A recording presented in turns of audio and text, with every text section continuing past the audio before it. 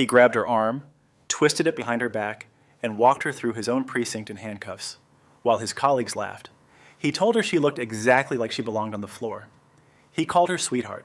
He announced her claimed title to the bullpen like it was the punchline to a joke he had been telling his whole career. And when she warned him, when she told him calmly and precisely that he was making a mistake he would not be able to undo, he laughed harder. Officer Vance Harlow had spent his entire career doing this kind of thing. He had never in all that time done it to the wrong person until today. Stay with this one, because what happens in the next hour does not just end one man's career. It dismantles an entire criminal operation that has been running inside a Seattle police precinct for years. And the woman he put in handcuffs had been building the case to take it down long before she ever walked through his door. The flight from Washington, D.C. to Seattle-Tacoma International Airport had been rough when the winds refused to cooperate. The middle seat had been occupied by a man who treated personal space as a philosophical suggestion. And United Airlines had managed to route Nia Whitaker's checked luggage to Phoenix, Arizona, where it would spend the next stretch of time lost before anyone thought to look for it. She discovered this at the baggage carousel. She watched the belt cycle through the same collection of suitcases that were not hers. With the patience of a woman who had spent her professional life practicing restraint in rooms where restraint was not the easiest option, she assessed. She accepted. She moved. She had her carry-on. She had her leather document bag. She had the folder she had read cover to cover somewhere over Idaho. She had her credentials. She did not have a change of clothes, which meant that the United States Attorney for the Western District of Washington was going to walk into the precinct in the same outfit she had worn on the red-eye flight: a dark green oversized hoodie, black leggings, and the worn New Balance running shoes she kept specifically for long travel days. She pulled the hood up against the Seattle rain, not the dramatic cinematic kind, but the patient, relentless, soaking kind that finds the gap between your collar and your neck and stays there. And she walked to the Uber lane. Harvard Law, graduated top of her class. Years in Chicago's federal prosecutor's office of dismantling organized crime networks, where the defense bar had given her the nickname they used when they thought she wasn't listening, the closer. Years in private practice in D.C. as a partner, appointed to lead the Western District. She had taken down cartel distribution networks, a corrupt city comptroller, and a commercial real estate developer who had been laundering money through dry cleaning businesses. None of that was visible in a green hoodie, with rain on her face, waiting for a gray Toyota Camry with a pine tree air freshener. She was invisible. That was precisely the point. The reason she had come early, well before her scheduled meeting with Captain Harlan Reeves, was built on months of work. Her office had received the first complaint about the precinct's narcotics unit from a community advocacy group in the Rainier Valley months earlier. A documented pattern of arrests that did not hold up under scrutiny, conviction rates that suggested something other than good police work, a parade of defendants who had pled out because fighting the evidence cost more than accepting the sentence. She had assigned investigators, then called in FBI Special Agent Damon Reed and his Public Corruption Task Force, and what they had assembled was not a complaint, it was a case. The warrants had been signed the night before. Reed's team had been staging inside the precinct's second-floor conference room since early morning, brought in through a side entrance under the cover of a routine coordination meeting. The evidence boxes were already stacked. The timelines were already on the boards. One name appeared on those boards repeatedly: Officer Vance Harlow. Nia had come early and alone because she wanted to see the precinct the way it breathed when no one important was watching. She wanted its character unperformed. She wanted to understand the man she was about to dismantle before she dismantled him. She had not planned to spend any time in handcuffs, but somewhere in the back of her mind, in the place where years of experience lived alongside years of being a black woman, in spaces that questioned her right to be there, she had considered that it was possible. The Camry pulled up, she got in, they drove toward the precinct through rain that showed no sign of stopping, and Nia Whitaker opened her document bag and pulled out a file and read it in the gray morning light, adding one more thing to the column of things she intended to remember. A name buried in a plea deal from years earlier: Jalen Voss, a university student who had pled guilty to possession with intent to distribute because fighting it would have cost him time he did not have. The public defender's notes read, "Client maintains innocence. Evidence appears clean. Advise plea." Something about that file sat wrong in a way she could not yet fully name. She folded the corner of the page and put it back. She would return to Jalen Voss. The front desk was unmanned. not temporarily unmanned in the deliberate way of a habit, the chair pushed all the way back, a granola bar wrapper on the desk surface, the computer dark. A sign on the glass read, "For after-hours emergencies, use the intercom." The intercom was 12 feet to the left. Nobody explained that to the people walking in. Naya filed this in the column she was building. The side security gate was propped open with a red fire extinguisher wedged at a careful angle to prevent it swinging back. Someone had done this deliberately as a convenience so many times that it had become invisible, the kind of security failure that only registers when you are looking for it. Noya walked through without touching the extinguisher. The corridor's bulletin board had a domestic violence resource flyer with a phone number that had been updated months ago. The old number was still printed here. A community meeting announcement from months prior. A shift schedule amended so many times in ballpoint pen that the original printing was archaeological. Nobody had looked at this board with fresh eyes in close to a year. She found Captain Reeves's office at the end of the east corridor, door ajar, lights off. Morning gray filtering through the angled blinds. She stepped inside, set her bag on the chair nearest the door, and moved to the bookshelf that covered the right wall. Commendations framed at precise angles, a group photo of a precinct softball team, a memorial plaque for an officer who had died doing the job with his whole self. She pulled the internal affairs complaint log from her document bag and opened it on the captain's desk.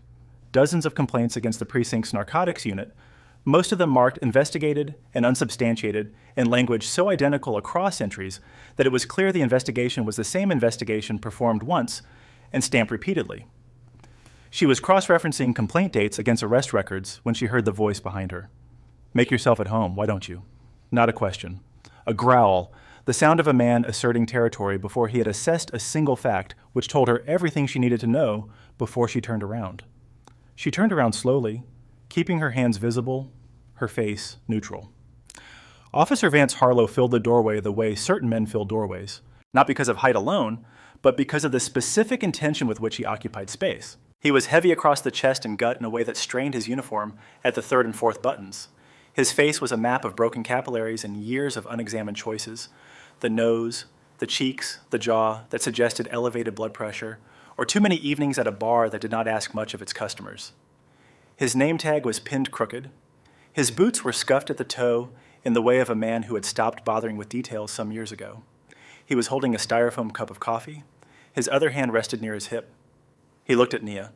His eyes moved from her face to her natural hair, pulled back simply and still slightly damp from the rain, to her hoodie, to her leggings, to her running shoes, to the document bag on the chair, to the complaint log open on his captain's desk. He processed all of it in seconds, and in those seconds, something in his expression moved from reflexive hostility to the specific, comfortable satisfaction of a man whose first impression had been confirmed by the evidence. He had decided what she was before he finished looking. "Good morning," Naya said, calm, professional, the voice she used in federal court when being measured. "I am waiting for Captain Reeves. I have an appointment." Harlow stepped into the room. He did not walk. He encroached, using his size as an instrument, compressing the available space until the room felt smaller than it was. He took a long sip of coffee without breaking eye contact. The gesture of a man who owned the clock in every room he entered. "Captain's not in," he said. "He does not take meetings with civilians before the start of regular business hours, especially not ones who wander in off the street." "I have an appointment," Naya said again, the same register. "Sure you do." He laughed, dry, humorless, the laugh of a man who found the claim not improbable, but irrelevant. Just like the guy in holding has an appointment with the governor. He tilted his head, performing consideration. "Let me guess. Parking ticket. Or maybe your boyfriend got picked up last night, and you are here to tell me he is a good person who does not deserve this." Naya felt the heat that ignited in her chest when people spoke to her this way. Not a flash of temper, but a slow, cold burn. The kind that had won her trials in Chicago when opposing counsel was arrogant and left witnesses exposed. She pressed it down. She wanted the full picture. "I am here for a federal review," she said. "If you could notify the captain when he arrives, I would appreciate it." "Federal review." He set his coffee on the edge of the desk and stepped closer, close enough that she could smell the stale tobacco and the spearmint gum laid over it. He pointed a thick finger at her chest, not touching, but deliberate. "You expect me to believe you are a Fed. I expect you to allow me to present my credentials," she said. "Get out." "Excuse me," he enunciated slowly with the exaggerated patience of a man explaining something to someone he considered incapable of keeping up. "Get out." You are trespassing. I do not know how you got past the desk, but you are leaving this building right now.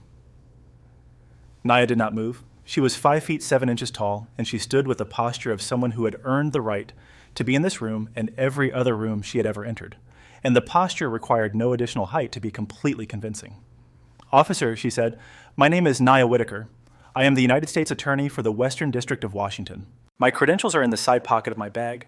I am asking you to stand down and allow me to retrieve them. Seconds of silence. Then Harlow threw his head back and laughed, full, loud, carrying the laugh of a man sharing a joke with the walls.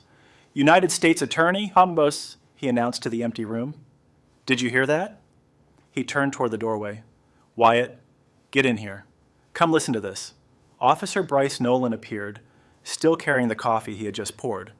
He had the build of someone who had played college baseball and kept it up, and the expression of someone who was not yet sure whether the discomfort he felt on a daily basis in this precinct was normal or something he should be alarmed by. He was, in Nia's assessment, a man standing at the last possible moment before a choice became permanent. He looked from Harlow to Nia, taking in the document bag, the open file, the very straight posture of the woman standing calmly by the captain's desk. What is going on, Vance?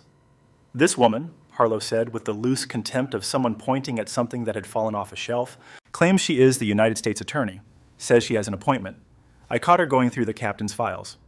Bryce's eyes moved to Nia's face.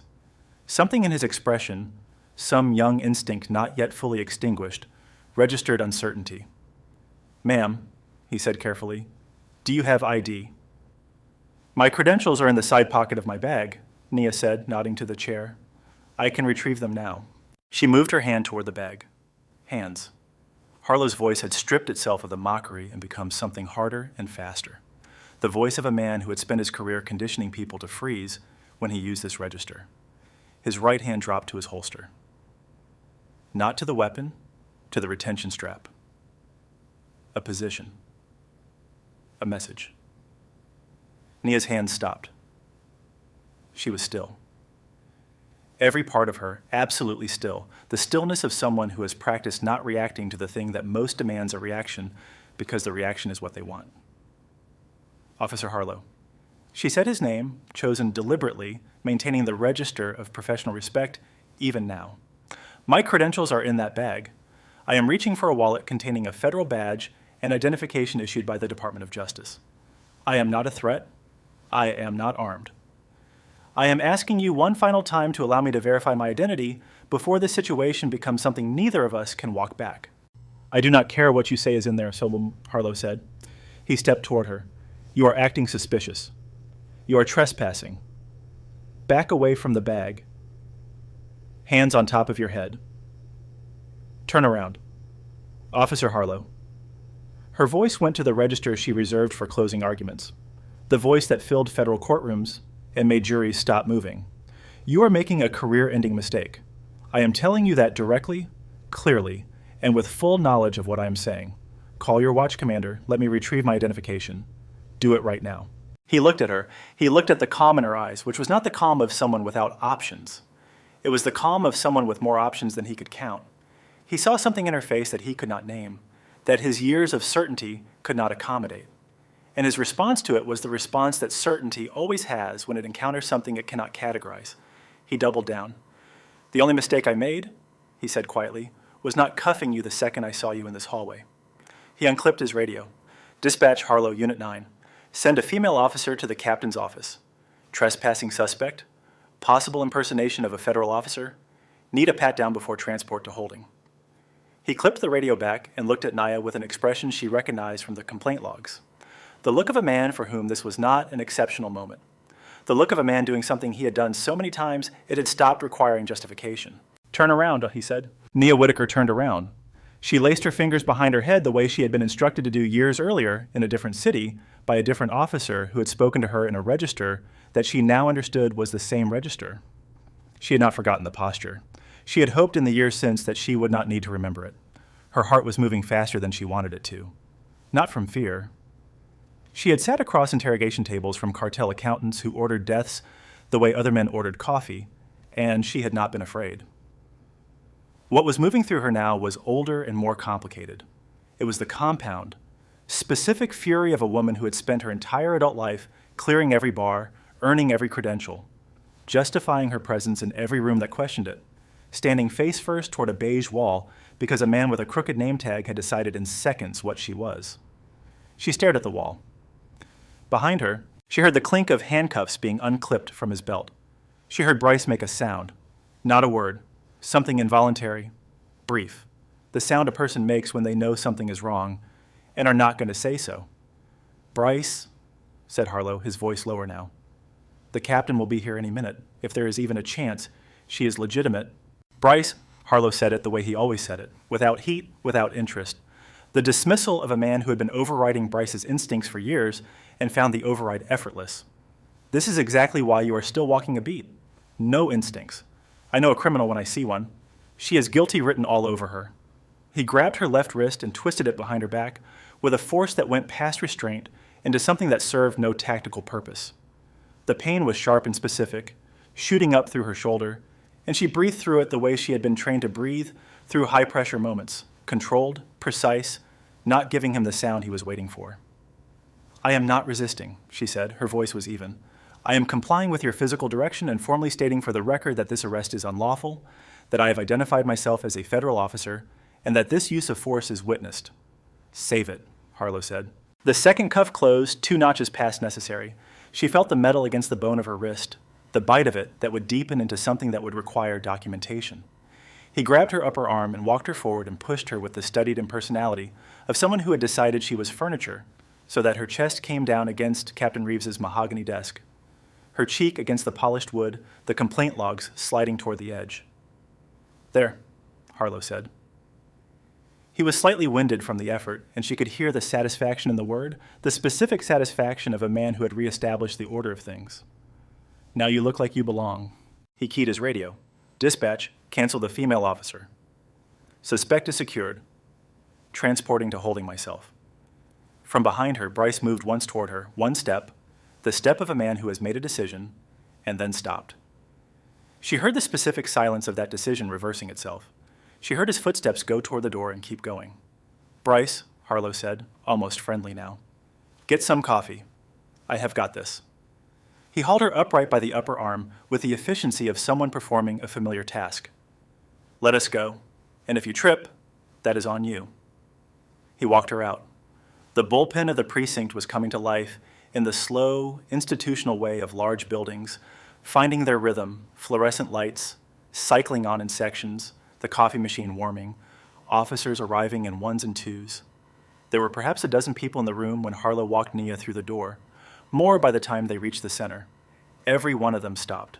The picture was familiar to every person in this room, a senior officer walking a black woman in handcuffs through the operational center of the precinct on a morning shift.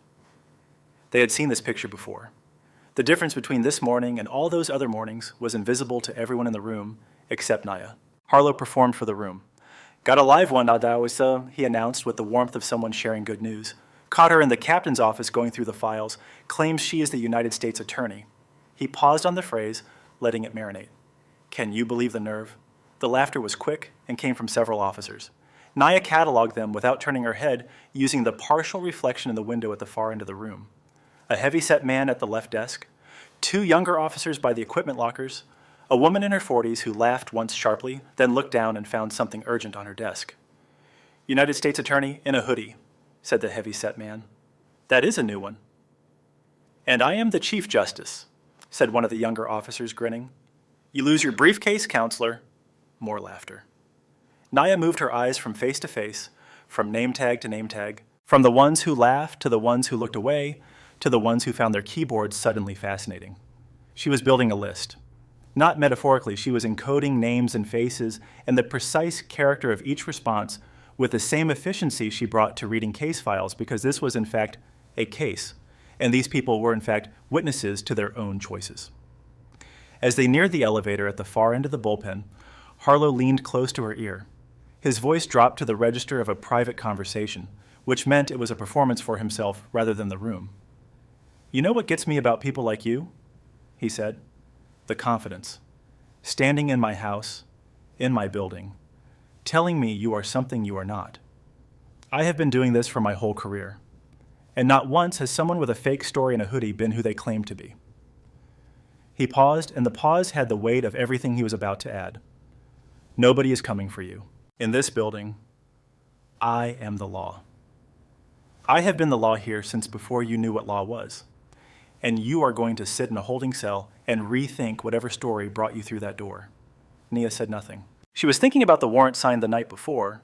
She was thinking about Damon Reed 2 floors above her with months of evidence in boxes that told the story of what Vance Harlow's career had actually looked like. She was thinking about the name she had folded the corner of the page on Jalen Voss, a university student who had said he did not do it and been told to take the deal. She was thinking about the next minutes. Harlow pressed the elevator button. The light came on. Above them, the car began its descent. He placed one hand on her shoulder, not gripping, just placing the casual possessiveness of ownership, and waited. The elevator chimed. The doors opened. They were already laughing.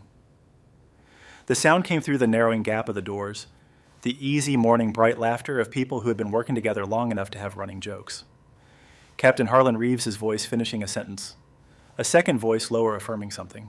The brief sound of a woman's pen clicking against her notepad. The doors opened fully. Captain Harlan Reeves, white-haired, dress uniform pressed to a razor edge for a meeting with the mayor's liaison office, stood in the center of the elevator, mid-laugh. To his left was Damon Reed, FBI special agent in charge of Seattle's field office in a dark gray suit that fit the way good suits fit men who take their work seriously. To Reed's right stood his assistant, Claire, stenographer's pad in hand. All 3 were mid-conversation. All 3 were in the tail end of a laugh. The laugh stopped. Reeves's eyes found Harlow first, familiar routine, a senior officer at the start of a shift. Then they moved the way eyes move when a frame does not resolve correctly, sliding across the full composition. The woman in handcuffs, the green hoodie. The posture, straight, deliberate, controlled, that was wrong for the situation in a way he could not immediately name. The face, which was not the face of someone who had been frightened. It was the face of someone who had been watching. He looked at her face. Something moved in his expression. Not recognition, not yet. The leading edge of recognition, the place where recognition lives before it arrives. Reed was not going through that process. Reed had worked alongside Nia Whitaker for months. He had been on a phone call with her reviewing warrant language nights earlier. He knew her face the way a colleague knows a colleague's face, completely, without processing, without any distance between seeing and knowing. What crossed Reed's face in the first half second was not recognition. It was the stage past recognition, the stage of response. Miss Whitaker, as Reed said, quiet, controlled. He was a man who had spent his career at maximum pressure, requiring maximum restraint, and every gram of that training was in the 2 words which contained within them approximately 6 things he was not yet saying out loud. Nia turned toward him. She stood very straight. The cuffs still 2 notches too tight were behind her. The bruise forming along her left cheekbone from the desk was faint, the kind that would deepen through the morning into something that would require photographs at a physician's office. "Good morning, Damon," she said. She shifted her gaze to Reeves, and the shift was unhurried and complete. "Good morning, Captain Reeves. I believe we had an appointment. I apologize for the attire. My luggage was lost at SeaTac."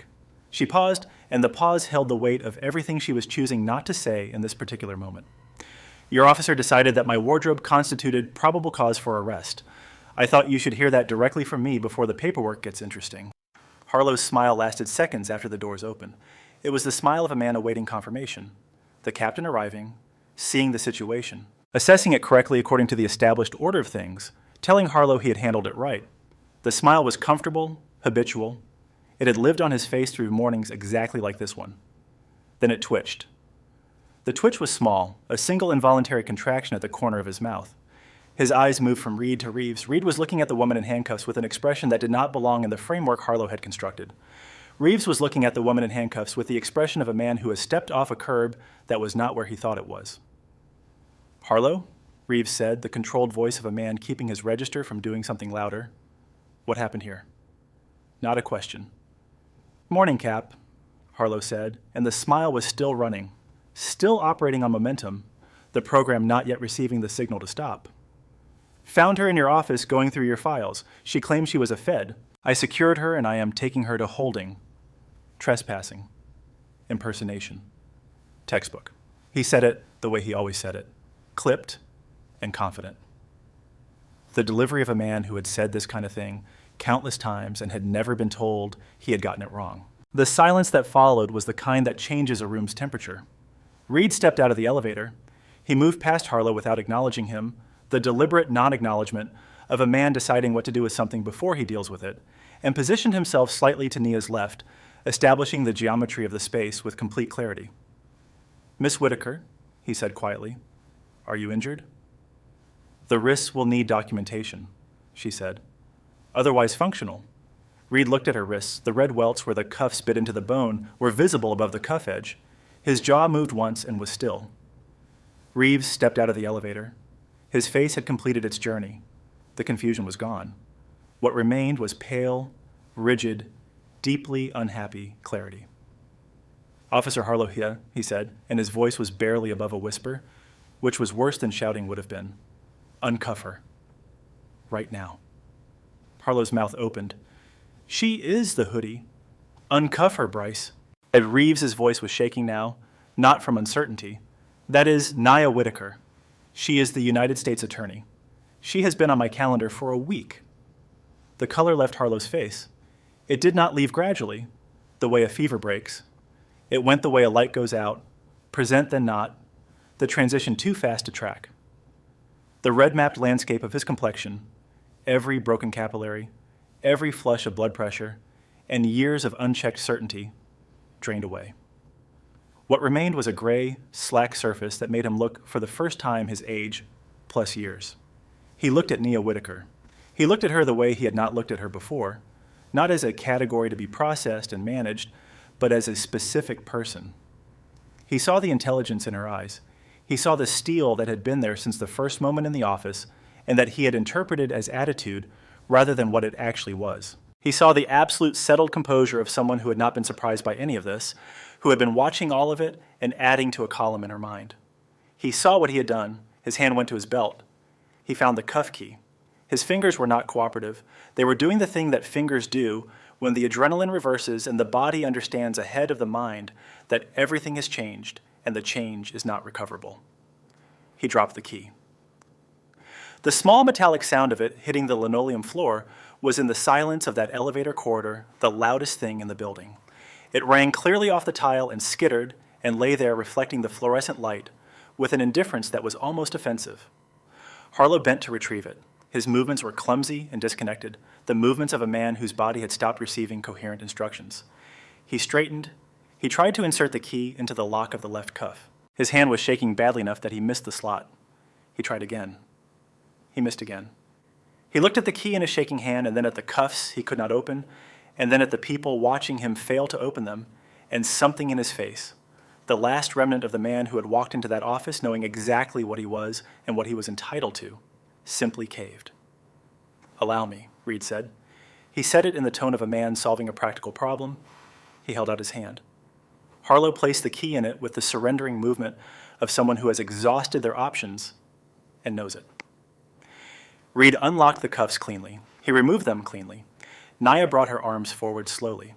The specific deliberateness of someone managing real pain in the wrists and shoulders. She turned her wrists over. The red welts were vivid against her dark skin, already purpling at the deepest points of pressure. Reed looked at the marks. His jaw moved once and settled. Nia rubbed her wrists. She adjusted her hoodie. She smoothed her hair. She looked at Vance Harlow with the level, unhurried gaze of someone who has already moved to the next phase of a plan and is simply confirming that the current phase has concluded correctly. Harlow was shrinking. Not metaphorically, there was an actual physical quality to it, as if the structural certainty that had held him upright and imposing for his career had been extracted and the rest of him was settling around its absence. He was still tall. He was no longer using any of it. Behind them, the bullpen was absolutely silent. Every officer who had laughed was standing very still, calculating. Nia did not go to a private office. She understood what a private office would mean. The officers in the bullpen, the ones who had laughed, the ones who had looked away, the ones who had made the specific choice not to intervene, would return to their mornings with the comfortable ambiguity of bystanders who had not been officially confronted. She was not going to give them that ambiguity. She turned toward the bullpen. "I want everyone in this room to stay where they are," she said, the voice she used in federal court calibrated to carry without effort. "All of you." She walked to the center of the floor, the same floor she had been walked across in handcuffs minutes ago. And she stood there with her hands at her sides and her posture the posture of someone who had earned the right to occupy this specific space and intended to use it fully. "Officer Harlow," she said, "you told me in that office that you know a criminal when you see one. I want to examine that statement in front of everyone who heard you make the arrest." Harlow was near the elevator doors. He said nothing. "Is it standard protocol in this precinct?" Nia said, her voice the precise, measured delivery of someone reading an indictment, "to address a visitor as sweetheart? Is it standard protocol to assume a federal credential is fraudulent based on the appearance of the person presenting it? Is it standard protocol to apply a level of physical force that results in documented bruising to a compliant individual who has made no threatening movement and has stated clearly multiple times that she is not resisting?" "It was a misunderstanding," Harlow said. His voice had the quality of something compressed, carefully managed, smaller than usual. "Standard protocol. She was in a restricted area without verifiable." "She walked through your propped open security gate," Bryce said from the elevator bank.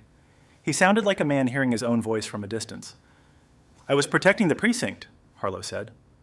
"No," Nia said. She said it without volume, without heat, with the finality of a sentence being handed down. "You were protecting your ego, and you were doing what the complaint logs in your personnel file indicate you have done repeatedly in the documented record of this precinct, using the authority of that badge to override the rights of people you decided before speaking to them did not deserve those rights." She walked to the nearest desk and picked up her document bag, which Bryce had left there when Harlow had ordered him away. She reached inside and removed the federal indictment. Thick, folded in thirds, printed on Western District letterhead carrying the magistrate judge's signature from the night before. She held it up. "For months," she said, addressing the room, "my office, in coordination with the FBI's Public Corruption Task Force, has been conducting a covert federal investigation into the narcotics unit of this precinct." As she let the current move through the room, "We have documented evidence of narcotics skimming from the evidence room. We have documented evidence of planted evidence used to secure false convictions, and we have documented evidence of a protection racket operated by senior officers of this precinct for personal financial gain over a period of years." She opened the indictment. "This document names specific officers to be taken into federal custody immediately.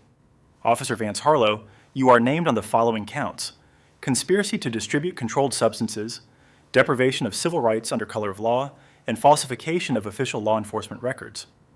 Harlow's knees did not buckle. They came close enough that he grabbed the nearest desk with one hand and steadied himself against it. And the steadying had the visible quality of someone who has decided that falling is not acceptable even when standing has become difficult. "Agent Reed," Nia said. With genuine pleasure, Reed said quietly. The handcuffs he produced were black steel, federal issue. He walked toward Harlow with the unhurried efficiency of someone for whom this was in fact just another day. And Harlow, senior officer, mountain in every doorway he had chosen to fill, took one step backward before he stopped himself. One step caught and corrected because even now, even in this, the habit of not appearing weak in front of colleagues was stronger than the full reality of what was happening. It did not help him. Reed spun him around and cuffed him with clean, economical movements that were the precise opposite of everything Harlow had done in the captain's office. No twist, no extra notch. No force beyond what was necessary. Just the clean, cold authority of someone operating at the correct calibration. "Vance Harlow, you are under arrest for federal racketeering and civil rights violations," Reed said. "You have the right to remain silent. Anything you say can and will be used against you in a court of law. You have the right to an attorney." As Reed continued the advisement, Harlow looked out at the bullpen. He looked at the officers, the ones who had laughed at Nia's claimed title minutes ago, the ones who had told the room they were the Chief Justice, the ones who had found their desks very interesting during the walkthrough. He looked for something. The unspoken currency of the uniform, the belonging, the understood solidarity that had always been there when he needed it. He found none of it. He found officers who were studying their keyboards and their shoelaces and the middle distance with the focused determination of people engaged in the urgent private calculation of their own futures. Nobody met his eyes. Nobody stepped forward. Nobody said a word. The blue wall of silence had not been broken by scandal or violence. It had been dissolved without drama by a woman in a green hoodie who had spent months preparing for this morning. "This is a setup," Harlow said, his voice climbing as Reed began walking him toward the door. She came in here dressed like that on purpose. She wanted this to happen. This is entrapment. I was doing my job. Naya stepped into his path.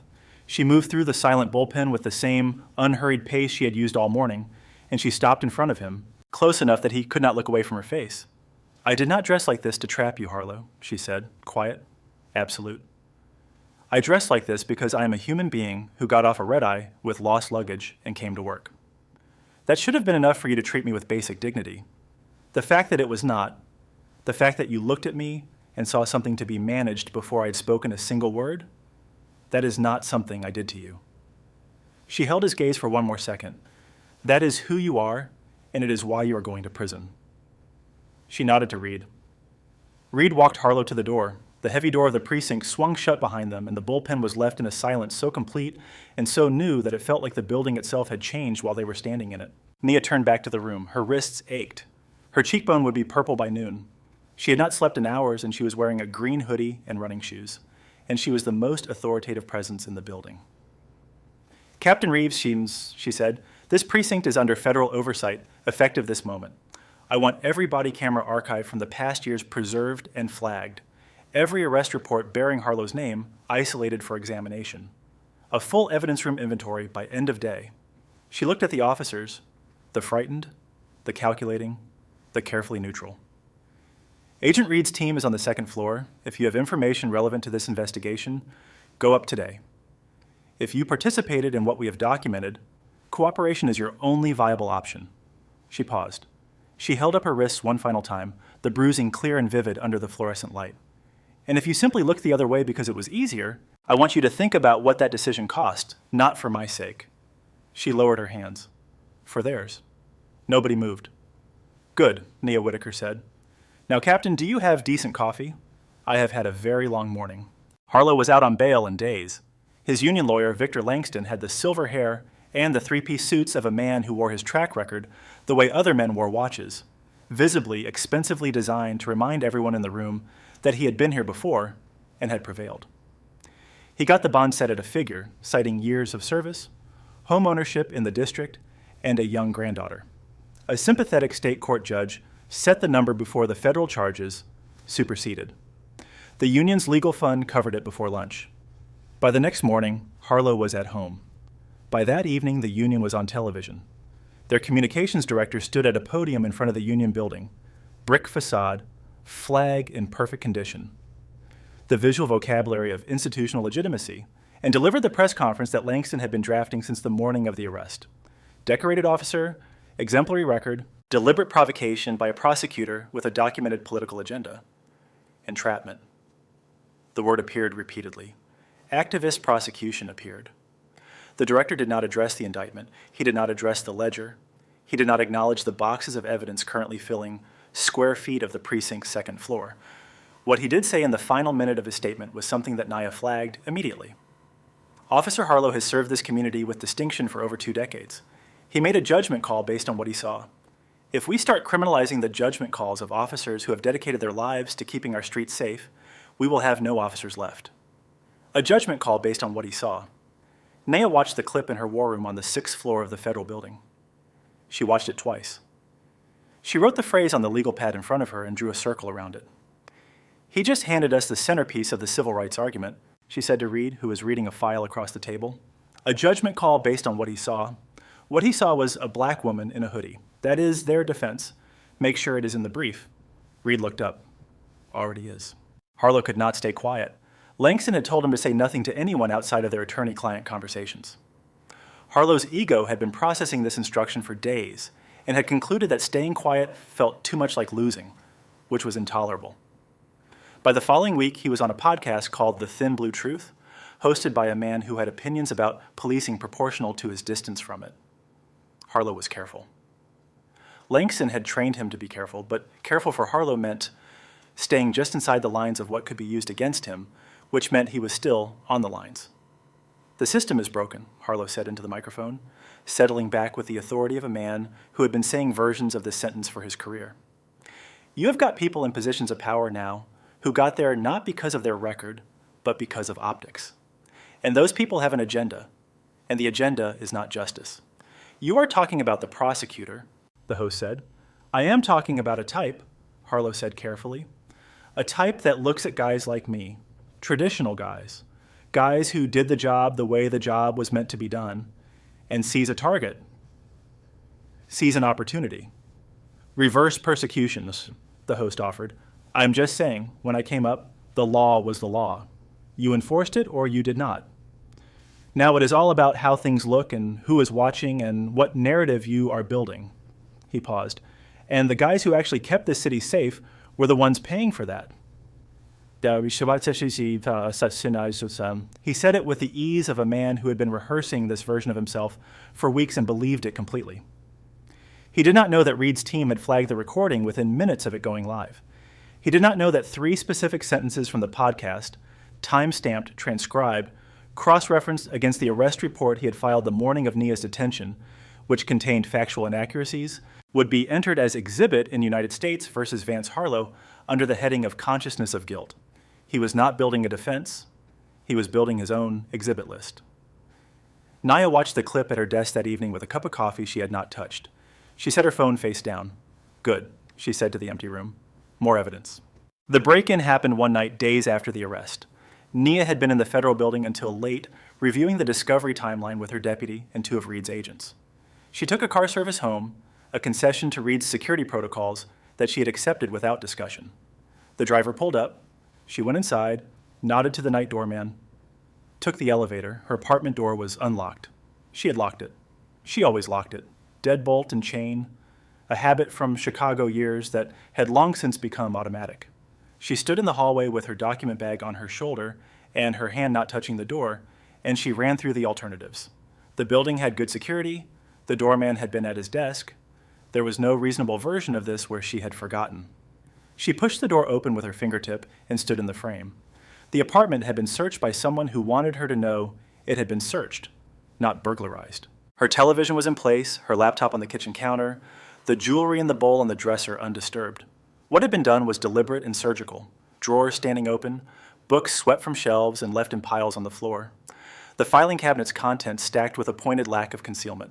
Someone had looked at everything. They had wanted her to know they could look at everything. On the kitchen counter, a steak knife had been driven into the wood. Pinned beneath the blade was a single sheet of paper folded once. Drop the charges or we drop the files. She stood in her kitchen and looked at the knife in her counter, and she let herself feel completely and without management what the moment actually was. The fear, which was real. The violation, which was personal. The specific compound fury of a woman who had spent her career confronting men who believed that intimidation was a tool they were entitled to use against people who threatened their power. She gave herself seconds. Then her phone buzzed. Unknown number. A photograph. Her younger brother, Malcolm Caldwell. Years clean, a family counselor at a recovery center in Spokane, who did some of the most meaningful work she had ever watched anyone do. The photo was grainy and old. The haircut was from years ago. Malcolm at a street corner. Malcolm talking to someone she did not recognize. Malcolm's hands in his pockets, a gesture she recognized as his characteristic way of standing when he was listening to someone. The caption, "Shame the press does not know the United States Attorney's brother is a junkie. Hypocrite." Nia sat down on her kitchen floor, not because her legs failed. She was aware of choosing this, the deliberate act of sitting, of being still for a controlled moment before she moved. She sat on the floor of her violated kitchen, and she looked at the photograph of her brother who had fought the hardest private war she had ever witnessed up close. And she let the specific fury of having someone weaponize the most sacred and hard-won thing in her family's history burn through her cleanly, completely, without suppression. Seconds. She stood up and called Reed. "Damon," she said when he answered. They broke in. "I am at my apartment. I have not touched anything." They sent a photo of Malcolm. Old from years ago. They are framing it as current. They want me to drop the charges. Reed's silence lasted seconds. When he spoke, his voice had the quality she associated with him at his most dangerous. Very quiet, very even. All temperature removed. "They just committed a federal crime," he said. Title 18, Section 872, blackmailing a federal officer, mandatory minimum. They thought they were applying pressure. What they actually did was hand us an additional count and a traceable digital trail from a phone they used.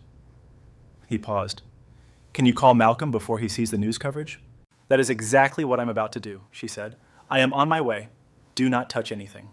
She called Malcolm. He answered on the third ring with the alert voice of a man who had spent years preparing himself to be present for unexpected calls from people in crisis. When he heard her voice, the alertness shifted to something warmer. She told him directly and without softening it what had happened, and what the photo contained, and what she intended to do about it at a press conference in the morning. She told him she was not asking for permission. She told him that his recovery was not a liability. In her hands, it was a point of pride she intended to announce to every camera in the city. Malcolm was quiet for a moment. "Nia," he said, "you do not have to do that for me."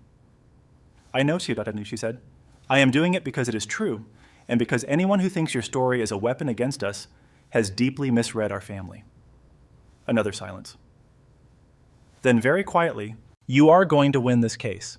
"Yes," she said, "I am." She hung up and looked at the knife in her counter. Then she opened her document bag and took out a legal pad and sat down at the kitchen table, the one section they had not touched, and she began writing. The fear had burned through. What remained was cold, clear, and entirely useful. The press conference was in the federal building lobby. Reed on her left, two senior DOJ officials she had called in from D.C. on her right. She wore a charcoal suit. Her cheekbone had faded to yellow-green. Her wrists, visible when she set her hands on the podium, still carried the bruising in its last stage. She did not read from notes. "Yesterday evening," she said, looking directly at the assembled reporters and cameras, "my apartment was broken into. Nothing was stolen. My home was deliberately searched and deliberately disordered as a message. A threatening note was left, and I received a blackmail attempt using a photograph of my brother taken years ago, misrepresenting his personal history for the purpose of coercing me into dropping federal charges against Officer Vance Harlow." The room was very quiet. "I want to address that photograph directly," she said. She looked into the camera she knew Langston was watching. "My brother Malcolm has been in recovery for years. He is a counselor who spends every working day helping other people find the same path he found. His recovery is not a vulnerability. It is one of the most courageous things I have ever had the honor of watching up close. To whoever sent that photograph, you found the wrong leverage on the wrong woman." She paused. "Furthermore, this blackmail attempt constitutes additional federal criminal charges that my office will pursue with the full weight of the law. The digital trail from the device that sent that photograph is currently being traced. I suggest that anyone involved obtain counsel immediately." She picked up a single sheet. "I also want to share an update in the investigation itself." She let the pause hold its full weight. "My office has obtained and analyzed a physical ledger recovered from a safe deposit box registered in the name of a family member of Officer Harlow. That ledger documents payments received over a period of years.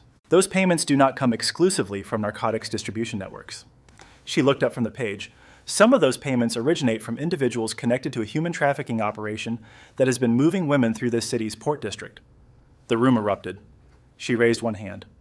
The room settled. "Officer Harlow was not a trafficking operator," she said. "He was a protection provider. He accepted money, verified at an average of thousands per month over many months, to ensure that certain activity in certain areas of this city went unobserved, unreported, and unprosecuted. He sold the badge given to him by the citizens of this city to protect the vulnerable to men who were exploiting vulnerable women for profit." She set the paper down. "To Mr. Langston, I want you to understand the RICO implications of what I have just described. Every asset associated with your client, his home, his pension, his vehicle, his retirement accounts, is subject to federal seizure under the Racketeer Influenced and Corrupt Organizations Act. I advise you to have that conversation with your client today." She stepped back from the podium. "No further questions. Thank you." By that evening, the podcast had quietly removed the episode featuring Harlow. By the following morning, the union had issued a statement announcing that Langston would be representing Harlow in a personal capacity rather than through union funding, citing the evolving nature of the charges. The narrative of a decorated officer being politically persecuted had, with the word trafficking, become impossible to sustain. The machine had fought back. In fighting back, it had given Nia Whitaker everything she needed and more. Reed came to her office that afternoon carrying a tablet and wearing the expression she had learned over months to read accurately. It was the expression of a man who had seen something that angered him and had converted that anger into controlled, directed purpose. Reed was exceptionally good at that conversion. It was among the things she most respected about him. "You need to watch this," he said. He set the tablet on her desk and pressed play. The footage was body camera archive. Location, parking structure, East Lake District. Standard city issue quality. Not poor, not exceptional. The camera belonged to a perimeter officer stationed on the street below, maintaining the outer edge of a noise complaint response from the adjacent apartment building. He was staying back. Standard positioning. In the center of his frame, another officer was standing over a young man. The officer was Harlow. She recognized him immediately. The posture, the deliberate occupation of space, the way he stood over someone, the way he stood over everything. The young man was on his knees on the concrete parking structure floor. He was wearing a university sweatshirt with a torn pocket on the front. His hands were raised at shoulder height, open-palmed, fingers spread wide, every gesture of absolute non-threat that a human body can produce simultaneously. He was crying, not the theatrical kind, but the specific, undisguised crying of someone who is genuinely terrified and does not understand why this is happening. Please, he said on the recording, his voice clear through the body cam's microphone. Please, officer, I was not doing anything. I work here at the restaurant. I was taking out the trash. I just came out at the back door. You fit the description, Harlow said. His voice was calm, uninterested, the voice of a man for whom this was not an unusual morning. Drug dealer. Got a report. I am a student, the young man said. I am at UW. I work weekends for my scholarship. Please, can I call someone? Please. Keep your hands up, Harlow said. He looked at the young man, then he looked at the ceiling of the parking structure, a measured check of sight lines. He reached toward his belt, then he pressed the button on his body camera. The camera deactivated. Audio and active video stopped. What neither Harlow nor anyone else at the precinct's narcotics unit had been informed about was the passive buffer, a quality control mechanism built into that model of body camera that recorded video without audio for seconds after manual shutdown, during which the device appeared fully deactivated to the wearer. It had been implemented by the manufacturer to prevent accidental footage loss. It had never been relevant to an investigation until now. In seconds of silent footage, Harlow reached into the front pocket of his uniform trousers, not his belt, not his equipment vest, and removed a small plastic evidence bag. He held it at his side, his body angled to block the sight line of the perimeter officer behind him. He knelt beside the young man's backpack, which was on the floor. The backpack's front pocket was unzipped. Harlow's hand went into it. His hand came out empty. He stood up. He pressed his camera button again. The audio came back mid-sentence. Going to need to look inside this bag. What is this? Well. The young man said something that the recording did not fully capture, a broken word that sounded like no or please. And then Harlow's boot connected with the left side of his ribcage, not lightly, with the specific calibrated force of a man who had done this kind of thing before and knew how much was needed. The young man went sideways. The air went out of him audibly. Harlow grabbed him by his collar and hauled him to his feet, and the recording continued for minutes of processing that Nia did not need to watch.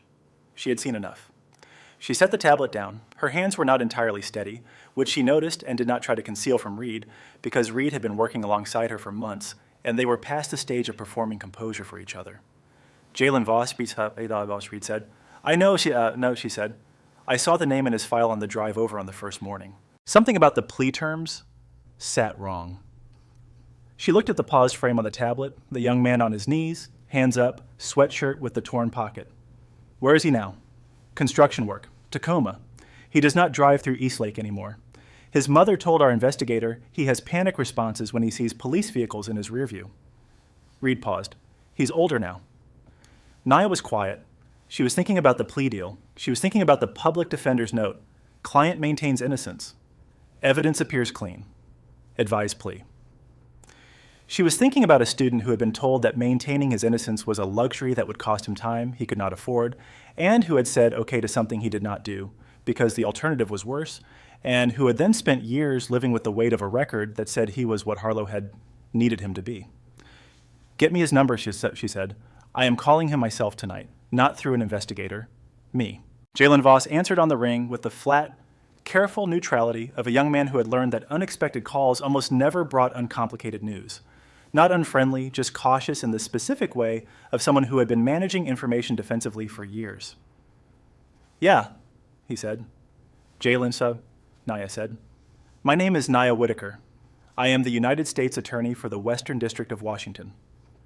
I need to speak with you about the arrest in the Eastlake parking structure years ago and the charge you pled to.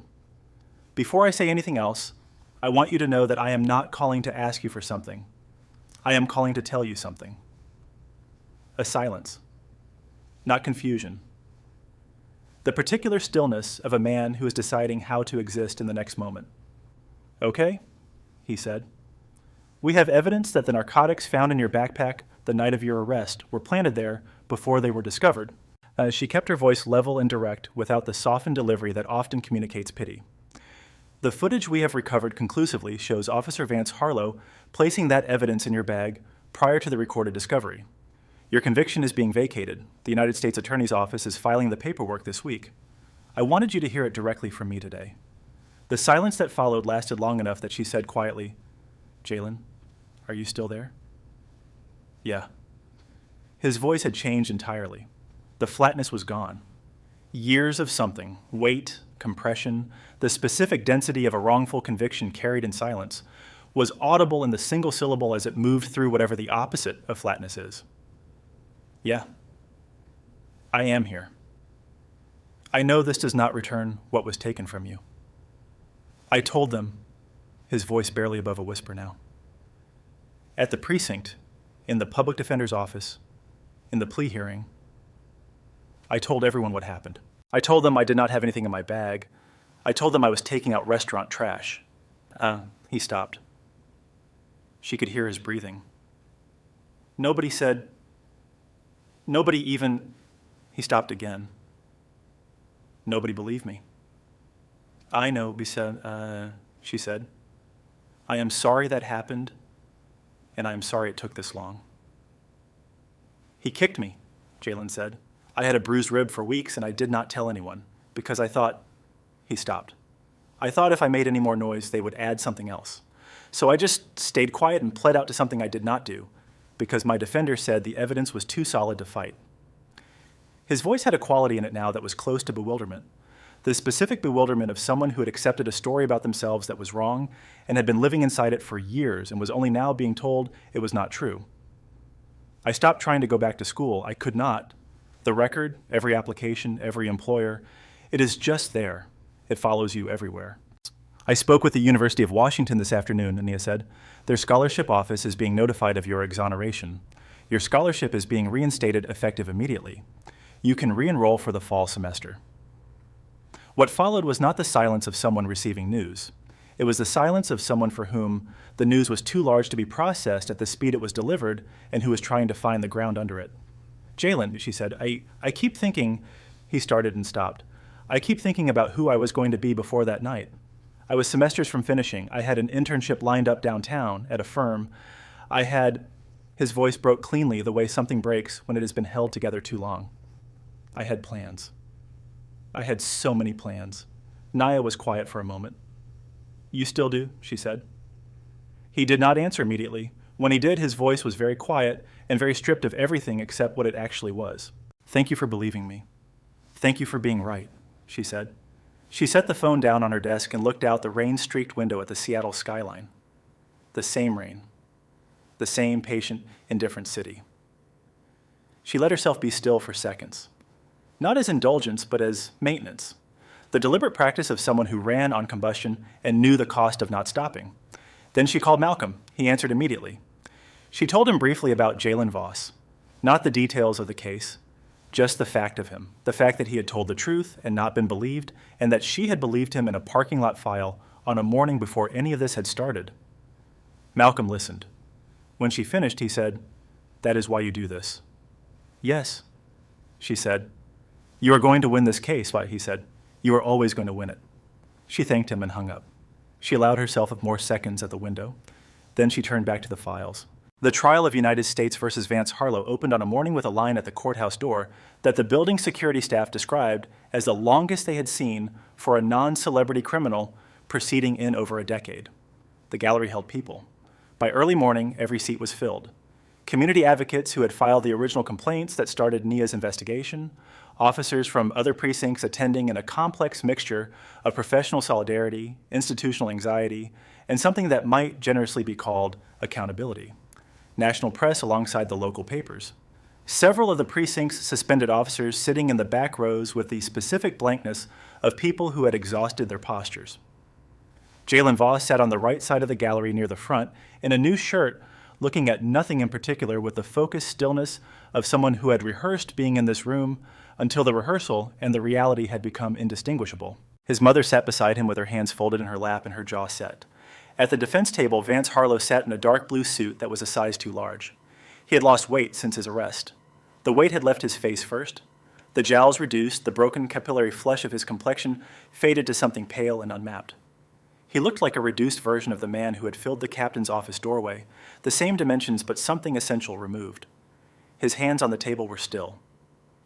Stillness on those hands looked wrong, like machinery that had been powered down but not cleared.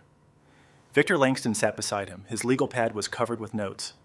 His expression was the professional neutrality of a man who had reviewed the discovery file and was now in the business of managing outcomes rather than contesting facts. Naya was not in the lead prosecutor's chair. She had made a deliberate choice to allow her deputy, a sharp and thorough attorney who had been with the Western District for years, to handle the daily conduct of the trial. Naya sat rows back in the gallery in civilian clothes with a legal pad and a pen. She wanted Harlow to be able to see her whenever he looked at the gallery. She wanted to be the constant fact of the room, the quiet reminder that she was still present, still building, still ahead of wherever he thought he was. Harlow looked at her on the first morning and did not look again for days. She took this as confirmation. The prosecution's case was constructed the way Naya built every case, methodically, with the structure of something that could not be selectively disbelieved. You had to accept all of it or none of it. And accepting none of it required ignoring the physical evidence, the digital evidence, the financial records, cooperating witnesses, and a voicemail in the defendant's own voice. Officer Bryce Nolan took the stand first. He was pale, precise, and unable to look at Harlow. He had cooperated with Reed's team within the hour of Harlow's arrest, not from bravery, he would later say, but from the simple exhaustion of years of knowing something wrong was happening and saying nothing, which had turned out to be heavier than he had anticipated. "Did you witness Officer Harlow plant evidence?" the deputy asked. "Yes," Nolan said, "multiple times." "How many times, approximately?" Nolan was quiet. "I lost count," he said. "That is the honest answer. I lost count, and I told myself it was not my problem. Because he was my senior officer, and because the precinct ran on the way, things ran, and I was wrong. I have been wrong for years, and I knew it both times." The jury looked at him. Some of them looked at Harlow. Harlow looked at the table. "Why did you not report it?" Nolan's hands were flat on the witness stand railing. "He told me, Nolan said, that if I ever said anything to anyone, I would end up dead in an alley, and it would be logged as a drug deal gone wrong. He said he had friends everywhere.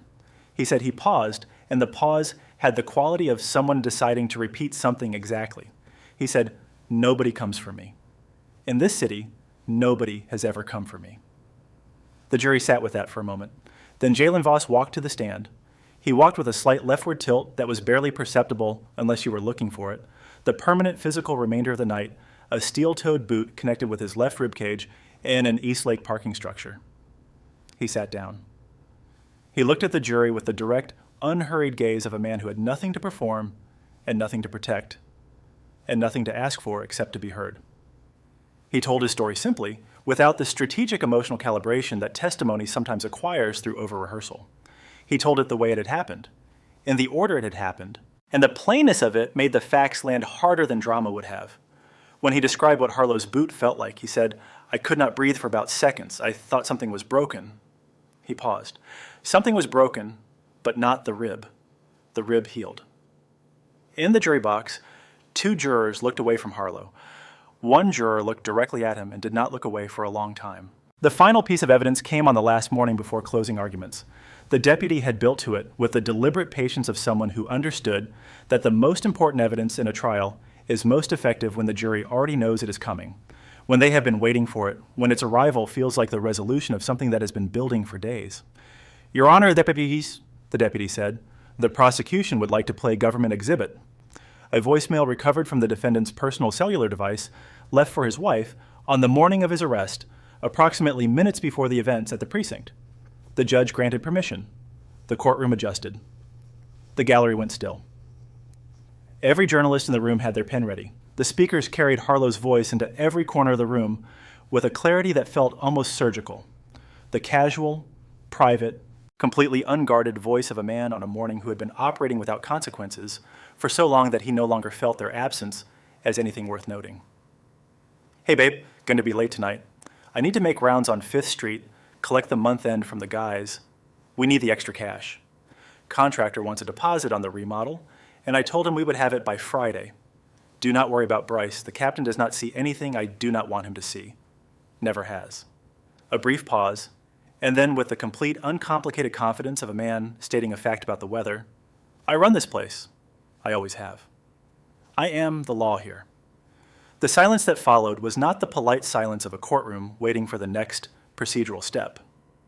It was the silence of people having received something they could not return.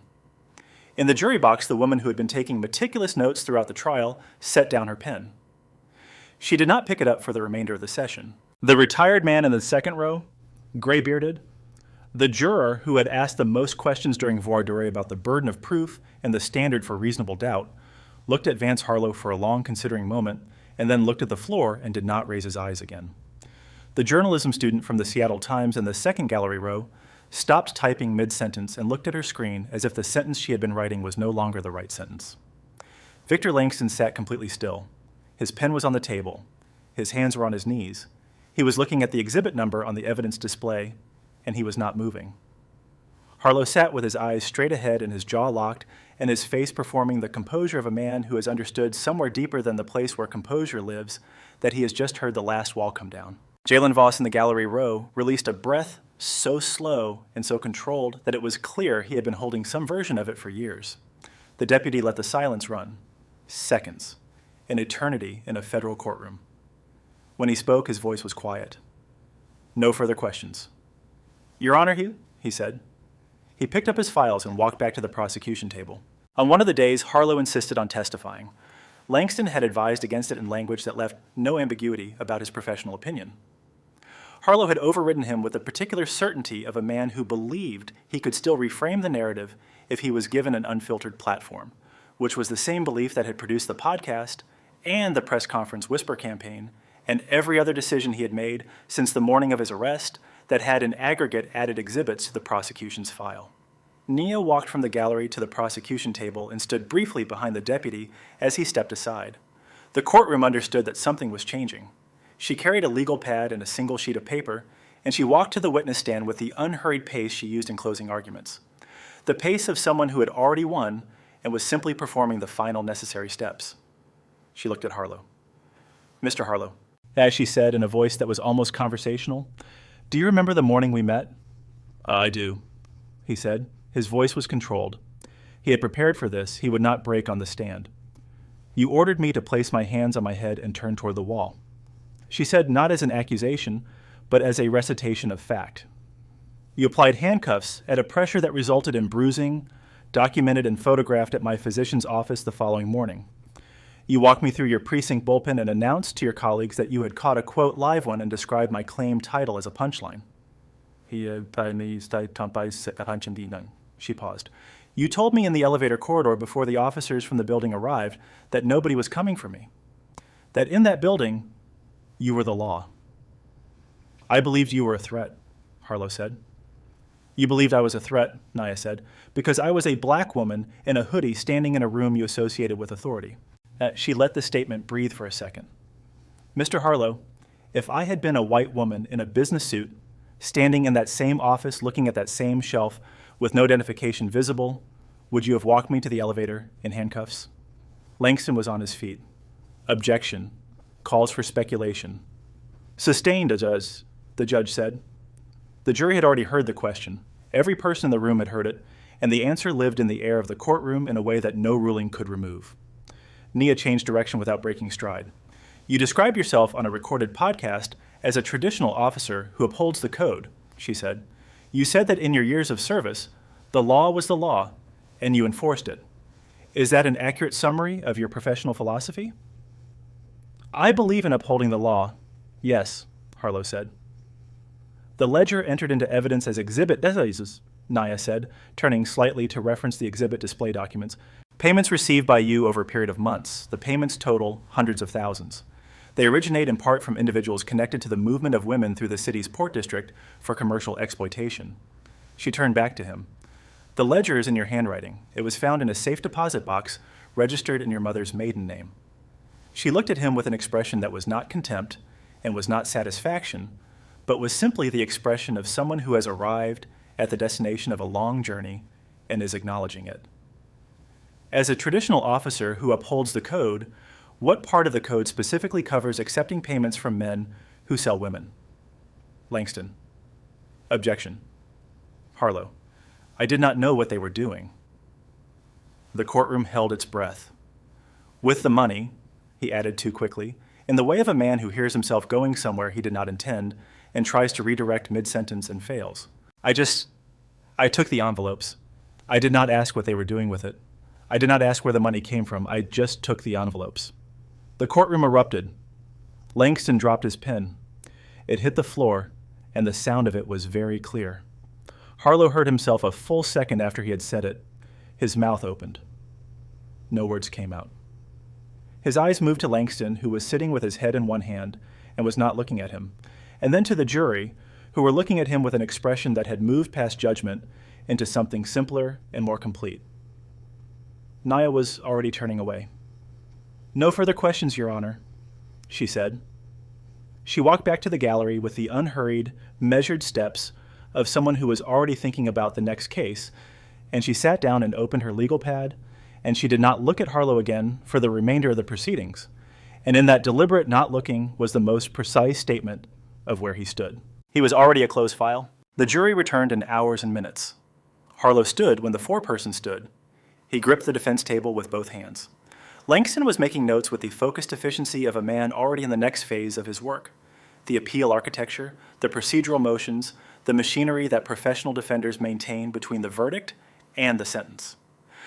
On the count of conspiracy to distribute controlled substances, the foreperson read, "We find the defendant guilty." Harlow's grip tightened. On the count of deprivation of rights under color of law, guilty. His right hand began to shake. On the count of falsification of official law enforcement records, guilty. Lydia Harlow in the gallery rose behind the defense table, stood up during the count. She stood without drama, without a sound, with the complete composure of a woman who had made a decision before she came today and was now executing it. She picked up her coat and her bag. She walked to the end of her row. She moved to the aisle. She walked out of the courtroom without looking at her husband. Harlow watched her go. He turned back to the table. His face had the quality of a landscape after something structural has been removed from it. The familiar topography still present, but the thing that had given it its character, gone. His hands on the table had stopped shaking and gone completely still. The stillness of someone who has stopped trying to control something.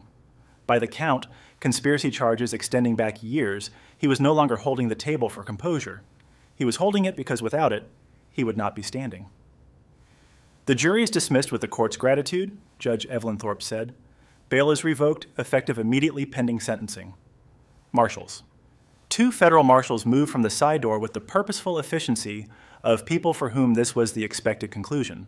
They were beside Harlow before Langston had finished closing his notebook. "I have names," Harlow said suddenly to the room with the urgent energy of a man who has just identified the last currency he might have. People at City Hall, in the county DA's office, people who are, I can give you names. I know things that, Mr. Harlow, Nia said. She did not stand up. She looked at him from her gallery seat with the level regard of someone who had already organized the next phase of the investigation and was reviewing it on the legal pad in front of her. "It is too late for that." She said, "You had years of mornings where you could have been something different. What you chose instead is documented and in evidence and has been heard and decided by people. The marshals are waiting." Harlow looked at her. For a moment, in the specific quality of that look, she could see the full dimension of what he had been. Not the monster of an indictment, but the man who had been young once, who had taken an oath, who had had the same choice every other officer had every morning about who to be inside the uniform. She saw it, and she did not soften, and she did not look away. The marshals walked him out. 1 week later, the same courtroom, the same gray sky, a different composition in the gallery, more community members this time. More of the ordinary people whose lives the investigation had touched in ways that did not make the news coverage. Jalen Voss in the row with his mother, who was wearing her good dress and sitting with her hands folded with the precise stillness of someone who has been waiting for a long time for something to be said in a room like this. Harlow arrived in an orange jumpsuit and wrist shackles chained to a waist belt. He had lost more weight.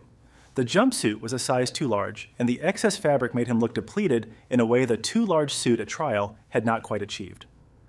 He could not raise his hands above his sternum. He could not gesture. He could not use his body, the instrument of years of authority, the way he had always used it. He looked like a smaller version of himself had been left in his place. Judge Evelyn Thorpe settled at the bench. She was with years on the federal bench and a reputation for opinions that were, in Nia's estimation, some of the clearest moral reasoning produced by any court in the Pacific Northwest. She did not give theatrical sentencing speeches. She said what needed to be said without embellishment in a way that stayed with people. She looked at Harlow over her reading glasses. "Vance Harlow, you have requested leniency on the basis of years of service," she began. Her voice was even, unhurried, the voice of someone who had considered every word before arriving. "The court has reviewed that request and denies it. Years of service does not mitigate years of abuse. It compounds them. Each year in which you operated without consequence is not a mitigating circumstance. It is an additional year of harm to the people of this city who trusted you." Harlow looked at the floor. "You were given a badge," Judge Thorpe continued. "You were given authority over your fellow citizens, the authority to protect the vulnerable, to enforce the law fairly, to be the most direct and personal expression of the public trust. That authority did not belong to you. It was lent to you in the expectation that you would use it as it was intended. Instead, you converted it. You took a public trust and made it a private instrument." She looked at Jalen Voss in the row. She said his name into the record. Jalen Voss was a student. He was working a weekend shift to maintain his scholarship. You looked at him in a parking structure and decided what he was before he finished his sentence, and then you manufactured the evidence to confirm what you had already decided. He lost years of his life, his degree, his scholarship, and additional years living under the weight of a record that your hands put there. He did nothing. You knew he did nothing. You did it anyway. She set down the document she had been consulting. "Furthermore, this court has reviewed your documented connection to the trafficking operation and finds, based on the financial record and the testimony presented, that your knowing acceptance of payments over months with deliberate incuriosity about their source enabled the exploitation of women in this city. They will not be named in conjunction with you. They deserve better than that association." She picked up her pen. "You told a national audience during your bail period that you were a traditional officer who followed the code. This court observes that the code of law enforcement, properly understood, exists for one purpose: the protection of the vulnerable. The most vulnerable people in this city, young men targeted for arrest quotas, women trafficked through a port district while you collected your monthly envelope, were the people the code was written to protect. They were the people you chose to harm or abandon." She looked at him directly with the level, complete regard of someone delivering a conclusion that has been earned through full consideration. "You were not a traditional officer. You were a man with a badge and a decision made every single morning for years to use that badge for yourself." She raised her gavel. "Vance Allen Harlow, I sentence you to years in federal custody with no eligibility for parole until % of the sentence has been served. Your municipal pension is seized in full. Your residential property and all liquid assets are ordered liquidated for victim restitution. You are permanently barred from employment in any capacity in any law enforcement agency in the United States of America." She looked at him one final time, not with contempt, with the specific sober finality of someone closing a door that will not open again. "You spent years deciding who belonged and who did not," she said. "The jury has decided where you belong. Use the time, Mr. Harlow, all years of it, to understand the difference between power and authority. Because you had the first one, you never came close to the second." The gavel came down. In the row, Jalen Voss's mother closed her eyes. She kept them closed for a long moment. Her hands folded in her lap did not move. When she opened her eyes, she looked at her son. He was looking straight ahead at the bench, at the space where the judge had been, and his jaw was set and his eyes were bright, and something in his posture, something in the particular straightness of his spine had changed. Nia watched this from the front row. She noted it. She filed it in the place where she kept the things that reminded her why she did this work. The marshals came for Harlow. He did not resist. He was walked out of the courtroom with the careful pace of a man who has run out of room in every direction, and the door swung shut behind him. And he was gone. Nia was already closing her folder. The transport bus to the federal penitentiary in Central California took hours, and Harlow spent every one of them looking out a window covered in wire mesh that divided the passing landscape into small diamond fragments. Scrubland, highway, the particular geography that belongs to no specific place. He thought about the office, not the captain's office, the frame commendations at their precise angles, the desk he had pushed a woman's face against with the casual authority of a man who had never imagined the sentence until today.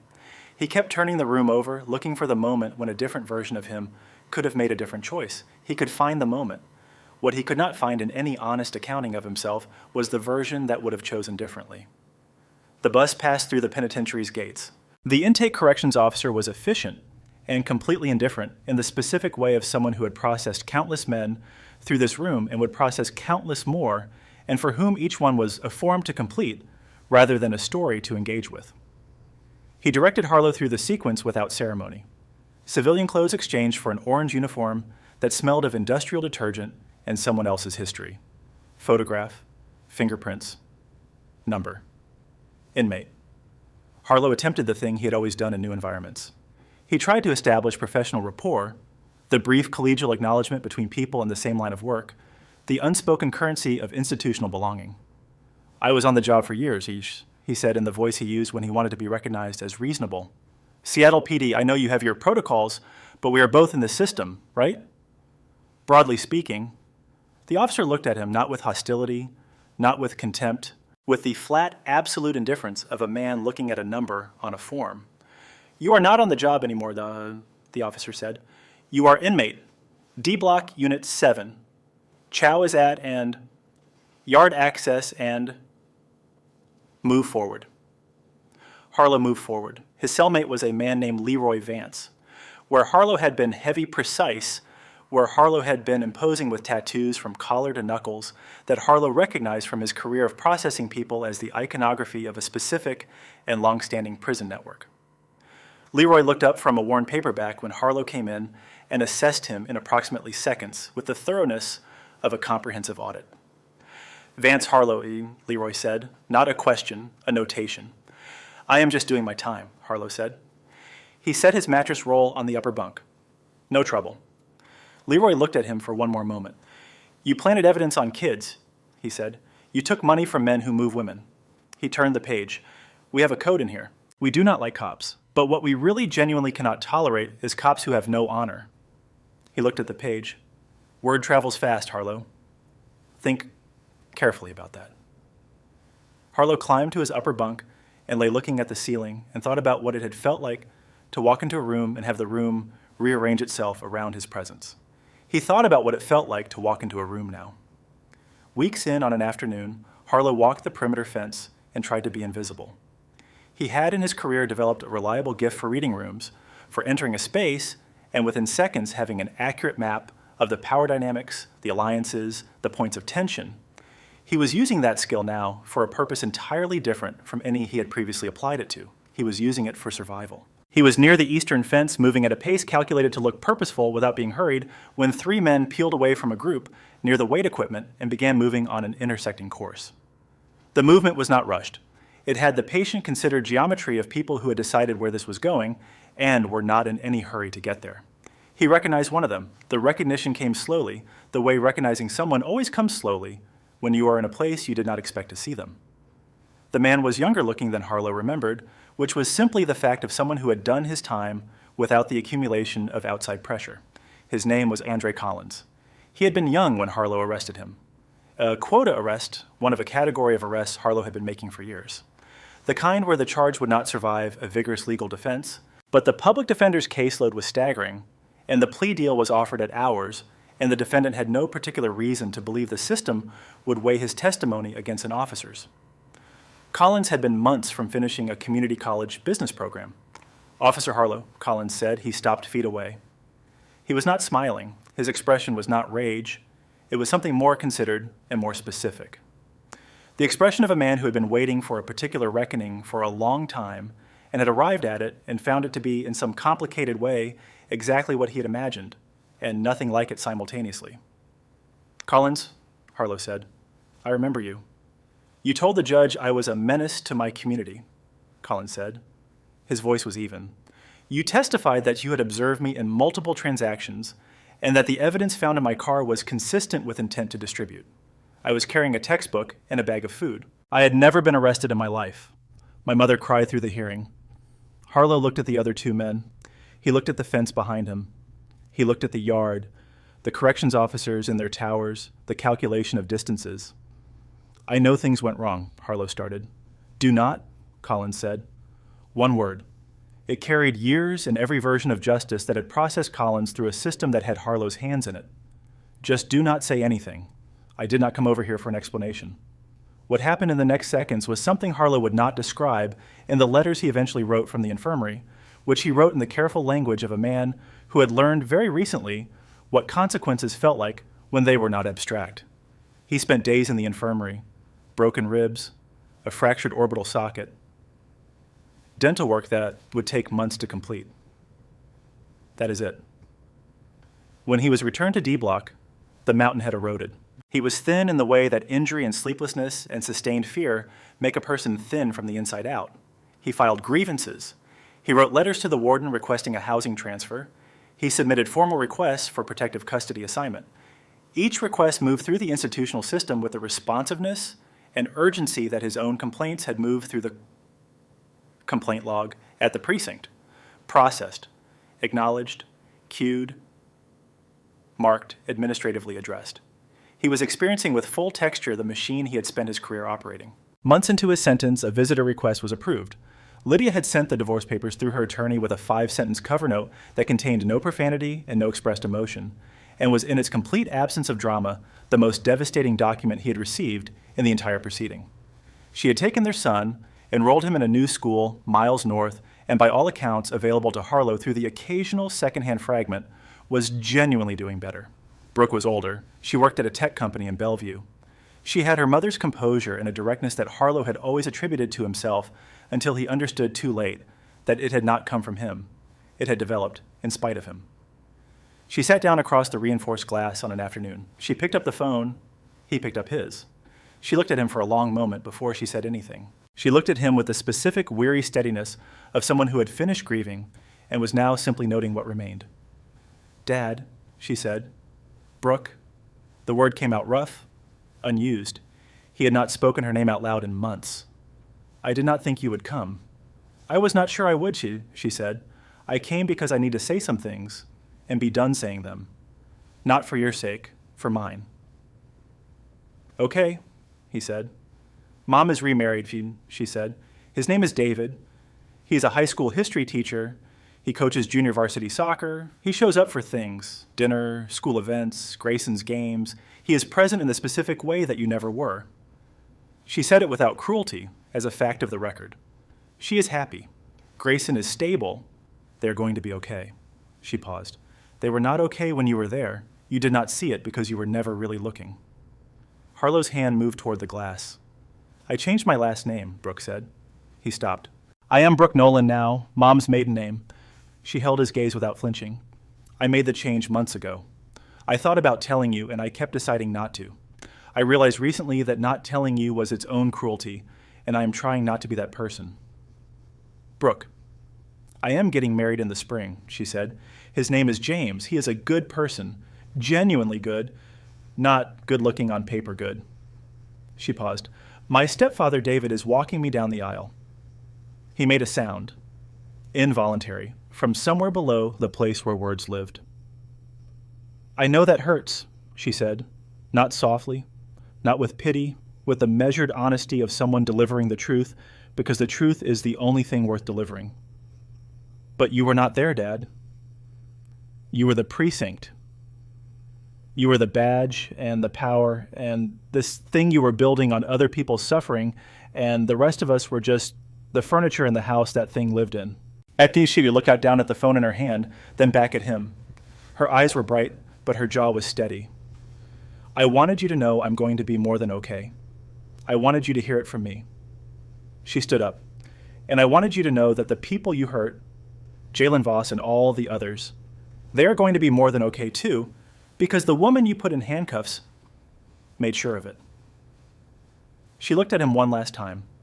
Goodbye, Vance. She hung up. She walked to the door with the straight, unhurried posture of someone who had made this decision before she arrived and was not reconsidering it. The door opened. The door closed.